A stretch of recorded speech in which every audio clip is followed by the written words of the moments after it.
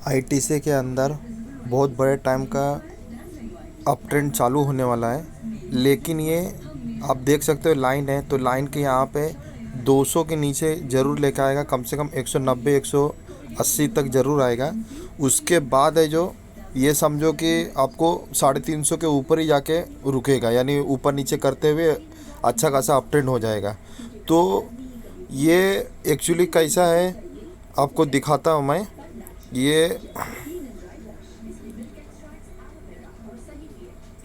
ये जो यहाँ पर जो ये छोटा लाइन को ब्रेक किया है, उसको भी ट्रैप करके यहाँ पे सब लोग निकल जाएगा, क्योंकि उसको मालूम है लो टूटेगा तो निकल जाएगा। और जो वीकली एकदम बड़े टाइम पीरियड का 3 साल 4 साल से जो करेक्शन कर रहा है, तो उसको भी यहीं पे लेके आएगा। मतलब ये आईटीसी यहाँ पर लेके आएगा, तो वो यहाँ पर करके निकल जाएगा। तो ये यहीं पे निकल जाएगा, कम से कम 190 180, उससे ज़्यादा नीचे नहीं आएगा मेरे हिसाब से।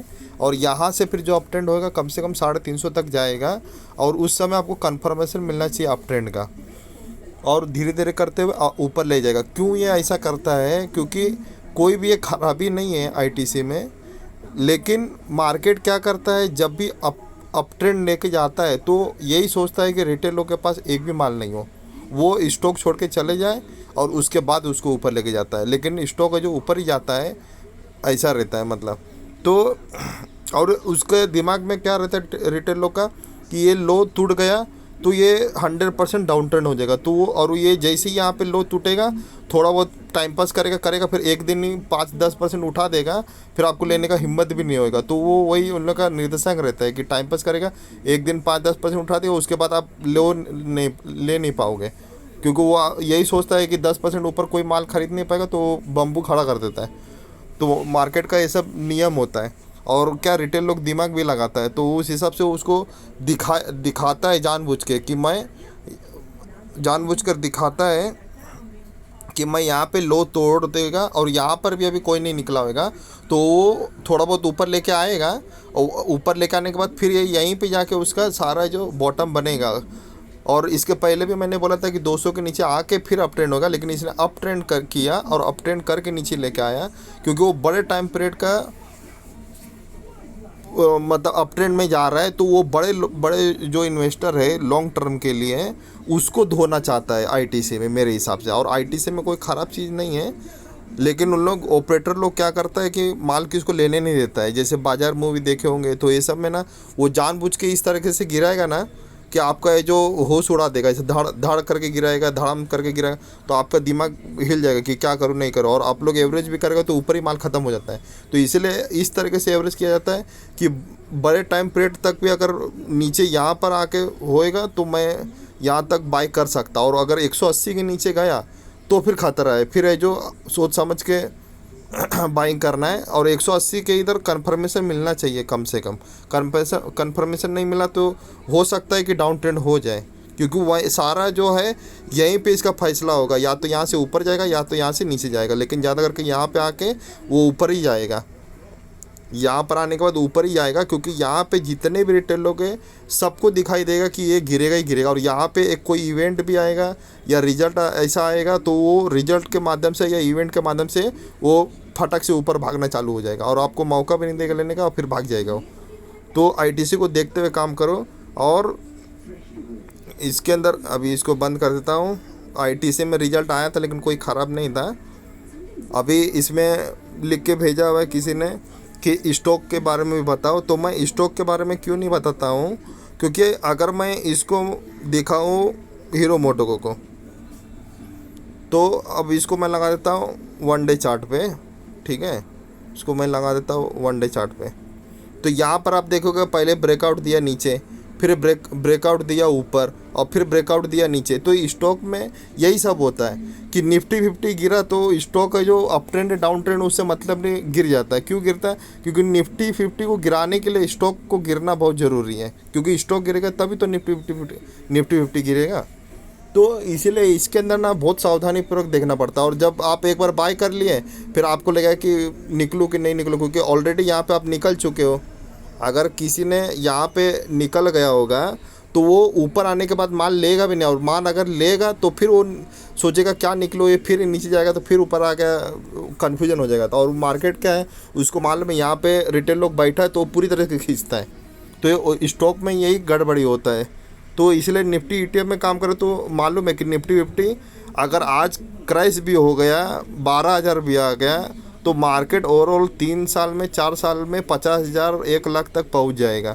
जो भी है मतलब 10 साल में पहुंचेगा, नहीं तो पहुंचेगा ही पहुंचेगा। तो निफ्टी 50 अप ट्रेंड ही रहेगा, लेकिन स्टॉक में अंदर अंदर क्या खिचड़ी पकता है वो ऑपरेटर को मालूम रहता है। तो इसीलिए स्टॉक में बहुत फास्टली काम किया जाता है कि सही में अप ट्रेंड है कि हमको फंसाना चाहता है, ऐसा रहता है। अब जैसे किसी ने यहाँ पे जो सोचा कि लो टूट गया और जाके किसी ने फ्यूचर में सेल कर दिया होगा तो उसको पूरा खींच दिया। तो इसके अंदर यही सब होता है कि फास्टली गेम होता है, और इसमें बहुत दिमाग लगाया जाता है, क्योंकि ये ऑपरेटर के हाथ में बहुत सारा पैसा रहता है। वो स्टॉक को हिला सकता है, 10% हिला सकता है, और वो पता भी नहीं चलेगा आपको कि गिरेगा कि उठेगा, ऐसा होता है। वो गिरते गिरते भी घुमा देता है गाड़ी। तो इसमें बहुत सावधानीपूर्वक काम करना पड़ता है। तो ये सब में क्या है, FMCG स्टॉक अच्छा रहता है, हिंदुस्तान लीवर ऐसा बड़ा बड़ा स्टॉक, ठीक है। तो इसलिए मैं स्टॉक का बताता नहीं हूँ, क्योंकि वो ज़्यादा करके कुछ भी करता। अब जैसे बंधन बैंक का भी आप देखो, तो यहाँ पर भी ये इसने जैसी हाई ब्रेक किया, धड़म धड़म करके ऊपर लेके गया, धड़म धड़म करके नीचे लेके आया। यानी आदमी को सोचने का भी मौका नहीं देगा, और वो आदमी सोचते ही रह जाएगा कि ये कर क्या रहा है एक्चुअली में। आदमी को सोचने का भी मौका नहीं देगा, और फटाफट लेके गया, फटाफट नीचे लेके आ गया, और लो भी तोड़ दिया। तो आदमी को सोचने का भी मौका नहीं है। तो स्टॉक में यही गड़बड़ होता है। लेकिन अपने को मालूम है कि निफ्टी 50 ओवरऑल अप ट्रेंड में ही जाएगा, वो कहीं भी गिरने वाला नहीं है। गिरेगा भी तो ज़्यादा से ज़्यादा 6 महीना गिरेगा, 1 साल गिरेगा, फिर उसको तो ऊपर ही जाना है, क्योंकि वो अप ट्रेंड में ही रहेगा। निफ्टी ज़्यादा नहीं आने वाला है, ज़्यादा से ज़्यादा 10% 20% इतने करेक्शन होने वाला है, उससे ज़्यादा नहीं होने वाला है। तो ये हो गया। और इसमें आप फार्मा में भी देखोगे, अब जैसे एमराज बैटरी का मैंने बोला था, ये भी बोला था, और अच्छा खासा इसने अप ट्रेंड गया, ठीक है। इसके अंदर आप देखोगे तो मैंने यहाँ पे बोला था कि ये बॉटम हो जाएगा, और यहाँ से अच्छा खासा अप ट्रेंड भी गया, लेकिन ये धड़ाम से ये भी गिर गया। तो अब सोचो किस तरीके से आदमी को कंफ्यूज करता है। यानी आदमी भी और आदमी क्या है, जो रिटेल लोग, वो यही सोचता है कि ये यहाँ से गिरा तो सस्ता हो गया और ये महंगे में मैं जाके बेचूंगा। तो वो उन लोगों का क्या अंदर में खिचड़ी पकता है, उन लोगों को बहुत सोच समझ के चलना पड़ता है कि कर क्या रहा है एक्चुअली में। एक्चुअली इसको यहाँ से अप ट्रेंड हो जाना चाहिए था, लेकिन अभी ये मुश्किल है, मेरे को लगता नहीं है कि अप ट्रेंड होएगा। अब ये साइडवेज करके फिर गिर जाएगा, तो फिर भी इसमें हाथ लगा के मतलब नहीं, सीधा सीधा। तो इसलिए मैं निफ्टी 50 को बताता हूँ, ETF में काम करेगा तो ठीक है। अब जैसे निफ्टी फार्मा है, ठीक है, यहाँ पर मैं निफ्टी फार्मा लगा देता हूँ। इसके अंदर भी आप देखोगे तो यहाँ पे इसने ब्रेकआउट दिया और उसके बाद ये गिर गया। तो ये सब में फिर भी आपको, लेकिन फिर भी इसमें कोई ख़तरा नहीं है। यहाँ पे अगर गिर भी रहा तो धीरे धीरे गिरा, हाँ ये लो टूट गया, नीचे हम निकल जाएंगे। और उसके बाद ये गिरेगा भी तो ज़्यादा नहीं गिरेगा, 2,000-3,000 पॉइंट गिरेगा, उससे ज़्यादा नहीं गिरेगा। फार्मा में भी ऐसा ही है कि एक को खड़ा रखे, दूसरे को चलाएगा और इंडेक्स चलते रहेगा। लेकिन ज़्यादा करके निफ्टी ज़्यादा अप ट्रेंड रहेगा, और फार्मा बैंक ये सब उसको देखना ज़रूरी है कि ये सही में अप ट्रेंड है कि नहीं है। लेकिन फार्मा भी ज़्यादा गिरने वाला नहीं है, ये भी अप ट्रेंड ही रहेगा, ऐसा है। तो उसको, लेकिन कितना अप जाएगा, तो मेरे हिसाब से अप्रॉक्स है जो, ये भी ज़्यादा गिरने वाला नहीं है, लेकिन अभी ये अप ट्रेंड का कंफर्मेशन नहीं देता है, तो इसमें बोल नहीं सकता है।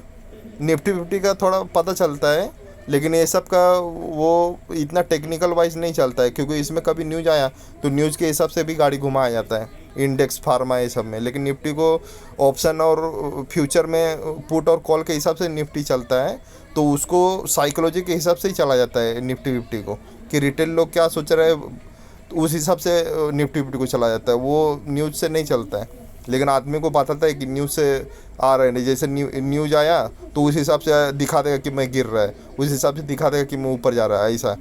तो न्यूज़ से लेकिन नहीं चलता है निफ्टी 50, वो खाली ऑप्शन पुट और कॉल के वजह से चलता है, आदमी को गुमराह करने के लिए। तो ये ऐसा। और अगर काम करना है तो गोल्ड में सीधा सीधा काम करो, अच्छा रहेगा मेरे हिसाब से, क्योंकि आप ये देख रहे हो तो ये अप ट्रेंड हो गया है, और कुछ ज़्यादा दिमाग लगाने की ज़रूरत नहीं। यहाँ पर आप देखो कि लो टूट गया, लेकिन ये फॉल्स लो है, तो ये अप ट्रेंड हो जाएगा कम से कम 50,000 या 52,000 जाने के बाद ही ये करेक्शन करेगा, उसके बाद अच्छा खासा अप ट्रेंड हो जाएगा, मुझे यही लगता है गोल्ड में। अगर अगर स्टॉप लॉस रखना ही है तो 47,000 के नीचे स्टॉप लॉस रखो, उसके नीचे आएगा तो फिर जय राम जी की, फिर उसके बाद मत लेना। ये अप ट्रेंड हो गया है मेरे हिसाब से।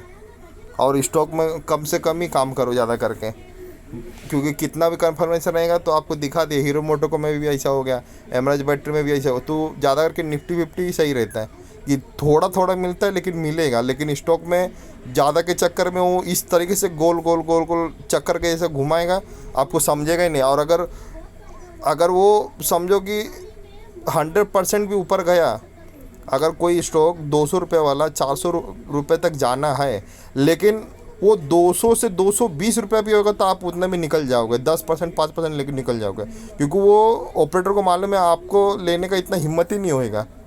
तो उस तरीके से तो इसलिए, लेकिन निफ्टी विफ्टी में रहेगा तो आपको मालूम है कि ओवरऑल तो इसको ऊपर ही जाना है, कोई टेंशन नहीं, तो उसमें आप टिक के बैठे हो भी। लेकिन स्टॉक में कुछ भी कर सकते हैं लोग। Thank you for